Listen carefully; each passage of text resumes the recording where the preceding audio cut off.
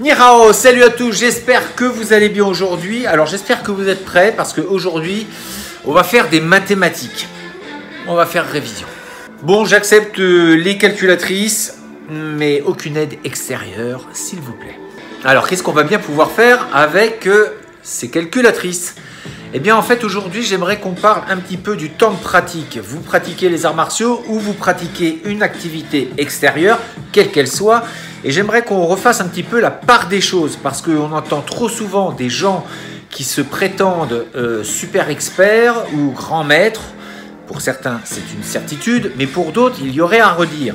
Et simplement, j'aimerais qu'on prenne simplement conscience d'une chose très simple, c'est combien de temps pratiquons-nous réellement dans la semaine. Vous êtes prêts? C'est parti. Donc le but, c'est simplement de prendre conscience de ce que l'on fait réellement et de le comparer en fait, à des études que l'on aurait pu faire.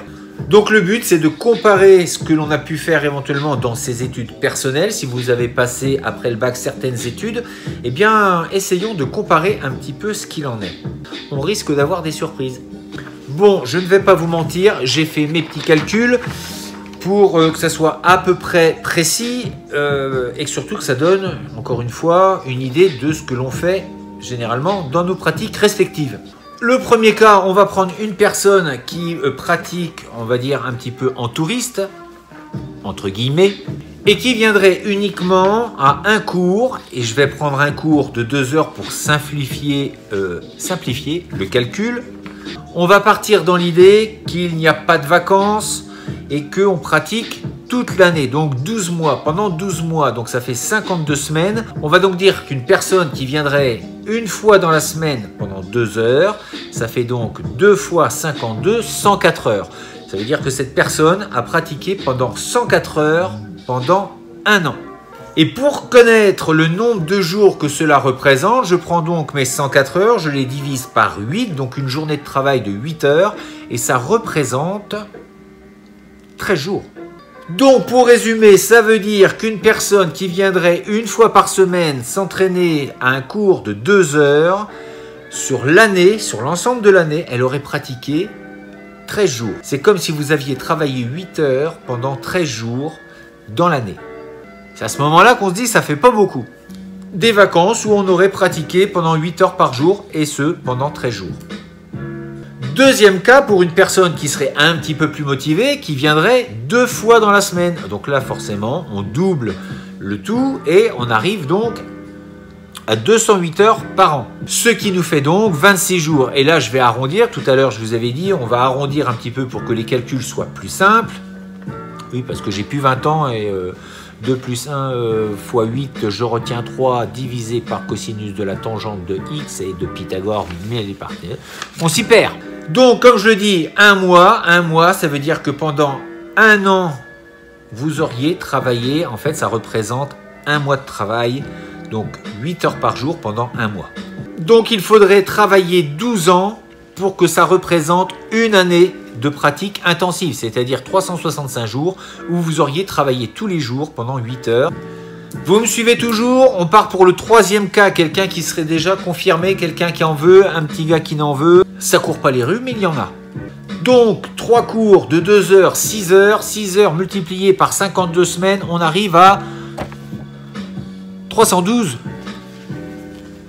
312 heures par an. Ces 312 heures, si je les divise par 8, on arrive sur un total d'un mois et demi, 1,5. J'ai arrondi, donc normalement c'était 39, on va dire 35. Et donc là, il me faudrait 8 ans pour que ça représente une année de travail. Et dernier cas, soyons fous, imaginons que tous les jours il pratique, enfin tous les jours de la semaine, à part le week-end, donc 5 jours. Donc là, on arrive à 520 heures dans l'année, ce qui représente 65 jours, donc 2 mois et demi. Donc là, une année de pratique, en pratiquant 5 jours, pas tous les jours, mais 5 jours dans la semaine, tout le temps, ça représenterait 2 mois et demi de travail tous les jours, pendant 2 mois, 8 heures par jour. Donc il faudrait 5 ans pour que ça représente une année de pratique, un petit peu plus. En fait, les 5 ans, ça représenterait 1 an et quelques semaines, 2 semaines. Donc déjà, on peut commencer à relativiser les choses. Donc quand quelqu'un vous dit « moi, ça fait 10 ans que je pratique », il serait intéressant, encore une fois, c'est de lui demander combien d'heures il fait par semaine. Parce que là, j'ai pris sur 1 an, mais on est bien d'accord qu'il y a les vacances, il y a les périodes de Noël. Donc là, en plus, ce que je viens de faire, dans les calculs que je viens de faire, c'est en plus, on peut dire que c'est en maximisant le potentiel. C'est-à-dire que normalement, on est loin de ces chiffres-là, parce que il y a les vacances, comme je vous l'ai dit, et quand il y a des vacances, eh bien les gens ne s'entraînent pas. Donc, il y a pas mal d'heures qui sautent. Bon, pas vous, parce que vous, je sais que vous travaillez. Vous êtes des acharnés. Et si je prends un cas qui nous était cher chez nous pendant quelques temps, on l'a fait. Alors, pas longtemps, je pense que ça a dû durer peut-être 2 ans. En tout cas, 1 année sûre où il y a eu cours tous les jours, 6 jours dans la semaine. Et on pratiquait, en fait, j'ai fait le calcul, c'était une vingtaine d'heures dans la semaine. Si on commence à pratiquer à ce niveau-là, où on fait du 20 heures dans la semaine, donc là j'ai pris le même cas, c'est-à-dire j'ai pris comme si on le faisait toute la semaine, comme si on faisait toute l'année et qu'il n'y avait pas de vacances, et nous on en prenait, hein, je vous rassure. Donc on va prendre ça, ce chiffre-là, pour l'exemple. Ça représenterait dans l'année 130 jours. En fait, 1040 heures divisé par 8, ça fait donc 130 jours. Ça veut dire que chaque année qu'on faisait à 20 heures par semaine, ça représentait 130 jours pendant 8 heures, soit 4,5 mois. Donc à ce rythme-là, il faudrait uniquement 3 ans pour que cela représente 1 année. Et dans ce cas-là, et uniquement dans ce cas-là, il faudrait 30 ans pour que ça fasse 10 ans. 10 ans de pratique. Mais là, 10 ans, ça commence à être fort, parce que là, on parle de 8 heures par jour pendant 365 jours. Et ce, pendant 10 ans. Comme je vous le disais, on n'a pas fait ça non plus. On l'a fait 2 ans, 1 année sûre. La deuxième année, un petit peu moins, mais on avait quasiment, c'est pas quasiment, on avait 6 jours de pratique toutes les semaines. Et le samedi, c'était 4 heures généralement, voire un peu plus.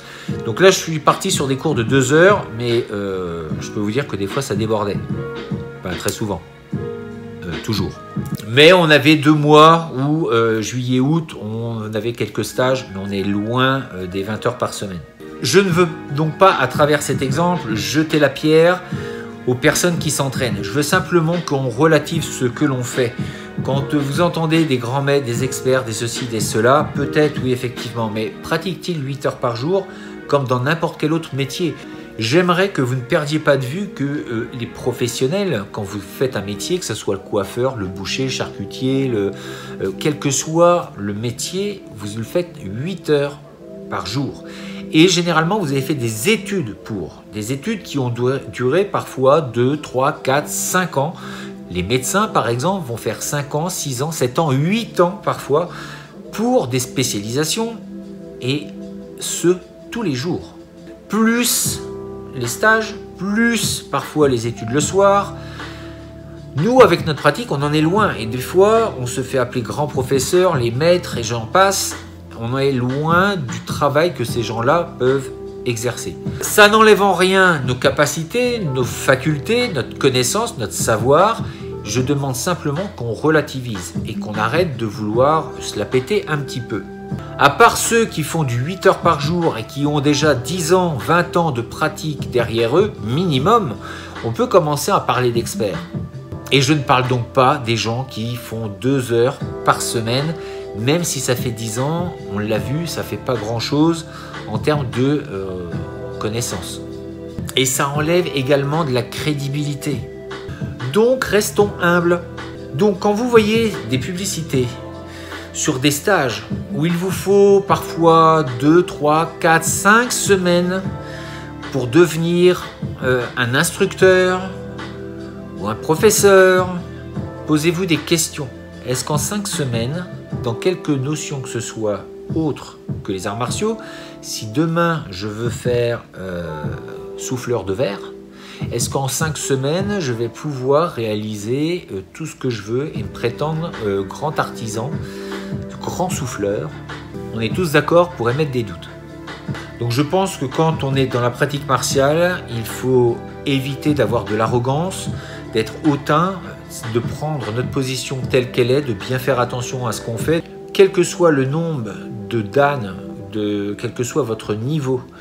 Regardez simplement, faites le bilan en toute objectivité, regardez ce que vous avez fait concrètement, ce que ça représente en termes d'heures, et remettez ça, et bien encore une fois, par rapport à un travail, par rapport à un métier d'artisanat.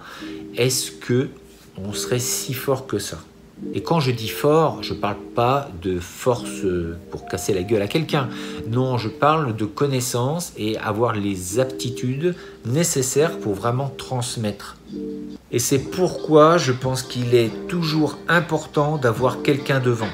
Non pas pour en faire un gourou, un guide spirituel ou je ne sais quoi, mais quelqu'un qui sait et qui saura nous remettre un petit peu sur le droit chemin avec une petite claque derrière la tête pour dire, dis donc, redescends sur terre et fais ce que je te dis, travaille encore, perfectionne-toi.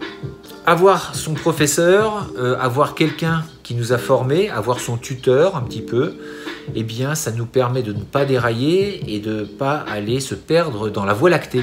Alors cette vidéo n'est pas destinée à créer des troubles ou à jeter la pierre à certains. Simplement une fois j'ai vu dans des commentaires d'autres vidéos des choses qui se disent et c'est là où ça m'a donné l'idée de faire cette vidéo, d'aller un peu plus en profondeur et donc à travers des calculs de voir ce que ça représente réellement. Et ça vous permettra peut-être aussi à vous professeurs, vous qui êtes peut-être enseignants, de remettre en place, de remettre à leur place certains élèves qui pensent que ça y est, ça fait 3, 4, 5 ans qu'ils sont là, qu'ils vous suivent et que d'un seul coup, ça y est, ils deviennent forts. Oui, sans doute, le sont-ils, mais ils ont sans doute encore aussi beaucoup de choses à apprendre de vous, des autres et d'eux-mêmes. Et pour moi, une pratique ne s'arrête jamais, il n'y a pas de fin, on a commencé et on apprend toujours, quel que soit notre âge, on va continuer de pratiquer, différemment certes, mais on continuera de pratiquer. Et on pourra toujours enseigner, toujours donner d'autres choses à nos élèves sans être persuadé de connaître tout. En ce qui me concerne, j'ai commencé en 89, je continue de pratiquer et je continue d'apprendre. Le jour où je n'apprendrai plus, c'est qu'il y aura sans doute un problème, ou peut-être que je serai déjà mort.